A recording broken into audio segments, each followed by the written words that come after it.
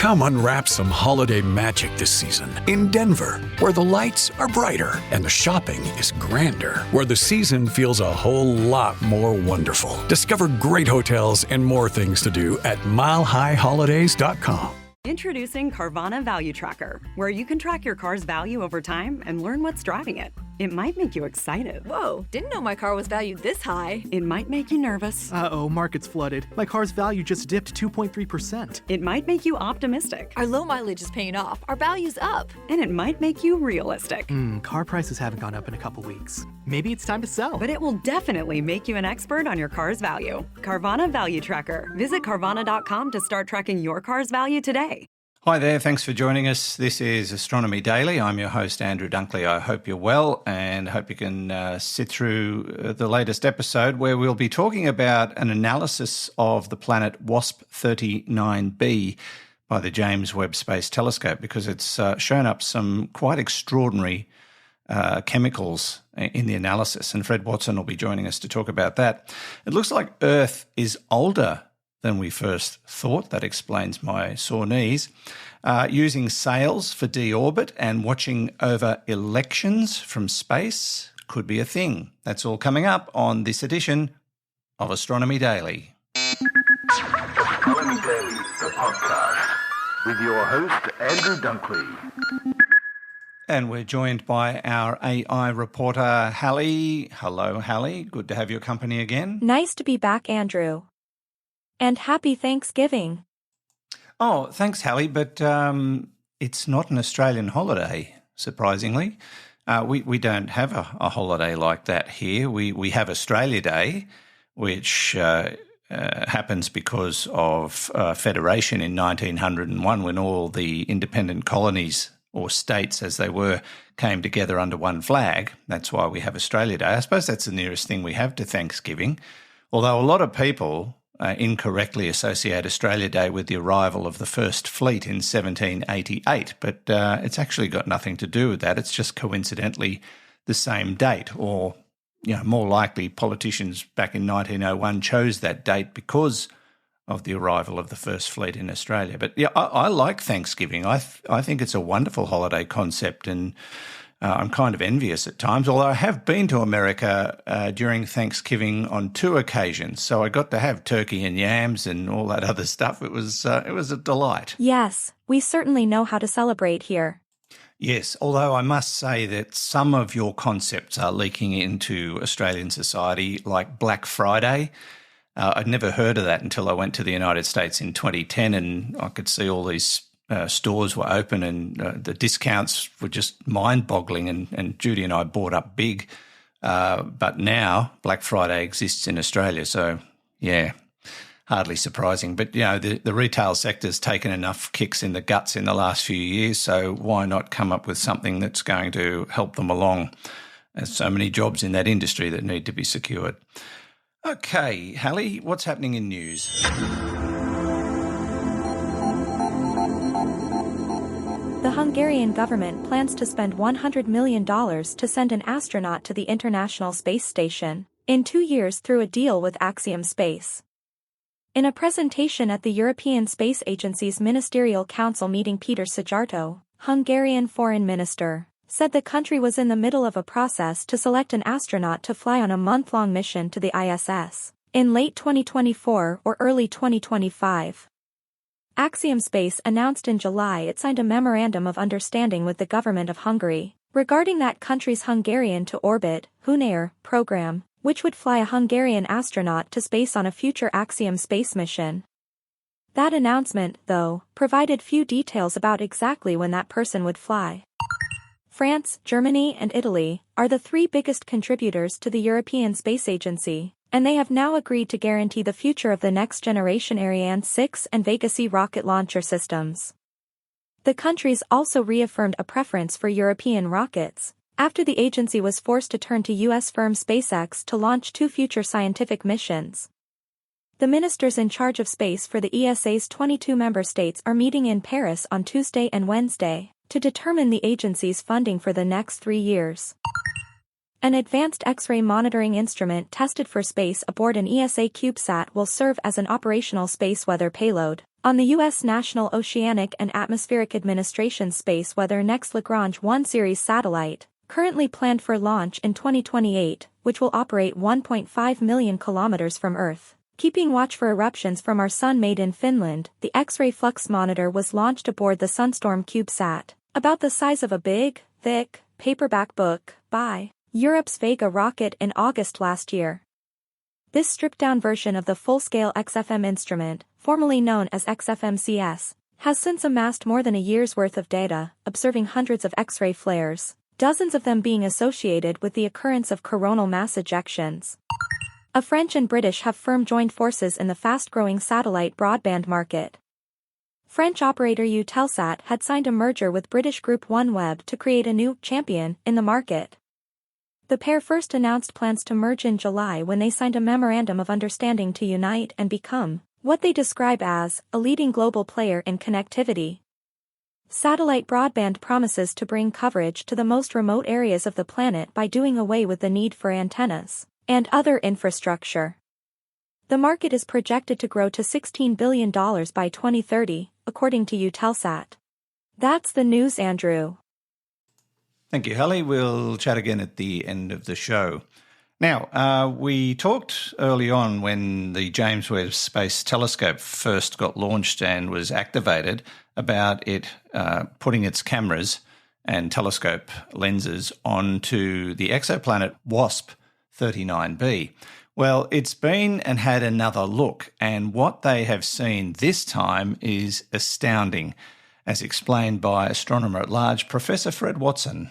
And so there's just this wealth of information that has turned up, including direct confirmation of the carbon dioxide. The water shows up as well. I'm looking for the list because I've got a list somewhere here of all the new things I've discovered in this, and I can't find it. But I do know that one of the things that has excited people is the fact that they've detected sulfur dioxide. And that surprised the scientists. There's a nice quote here from Diana Powell, who's a NASA Hubble Fellow and an astronomer at the Center for Astrophysics at Smithsonian Center for Astrophysics. Sorry, mumbling here. Yeah, she says, this surprising detection of sulfur dioxide finally confirms that photochemistry shapes the climate of hot Saturns, because I should have mentioned that WASP 39B is about Saturn size, but it's hotter and it's also fluffier. It's all right. I was going to ask you. Oh, good. Okay. Thank you. I am useful, sometimes. No, look, you're my lifebelt, Andrew, because when I garble on about things and forget to mention the most important ingredient that we're talking about, a star, not a planet, or something like that, you're there to catch the loose ball, which is great. But that surprising detection is something that's, as she said, it highlights photochemistry. She goes on to say, Earth's climate is also shaped by photochemistry. So our planet is more in common with hot Saturns than we previously knew. It's something that's got of course, because if you've got chemistry like this that's being affected by the sunlight, that's what photochemistry means. You've got light actually affecting the chemical reactions. Then it sort of opens up a whole possible range of things that might be going on in the atmosphere of planets like this, where you could perhaps get some really interesting and highly suggestive molecules being formed. The other things that have been discovered include spectrum of potassium. So there's an element. There's lots of evidence of water. There's carbon monoxide. That's a new one too. As well as the carbon dioxide. That explains the runaway greenhouse effect. Well, there you go. Sulfur dioxide, as I've mentioned, carbon dioxide, again, carbon monoxide. These molecules all have multiple signatures, if I can put it that way. Yep. If you think about the barcode of a spectrum. Its different imprints come from different compounds and elements, but they're often repeated in certain ways. So the sodium as well is present, which is probably less of a surprise. But water, carbon dioxide, carbon monoxide, and this sulfur dioxide are perhaps the really interesting molecules that have now been found in WASP 39B. Professor Fred Watson, astronomer at large, and you can hear all of that interview on the latest edition of Space Nuts. The Astronomy Daily podcast with Andrew Dunkley. Now to the age of the planets in our solar system, and it's long been thought that Earth and all the other planets formed long after the solar system started to be created and our sun was formed. But a new study published in Nature Astronomy has been looking at the oldest stars in the universe, and they suggest that the stars and planets grow in unison. And that is a bit of a surprise. The sun formed 4.6 billion years ago from a cloud of gas with the planets forming around it. Now, according to Dr. Amy Bonza from Cambridge University's Institute of Astronomy, they have a pretty good idea of how planets form, but one outstanding question has been when they form.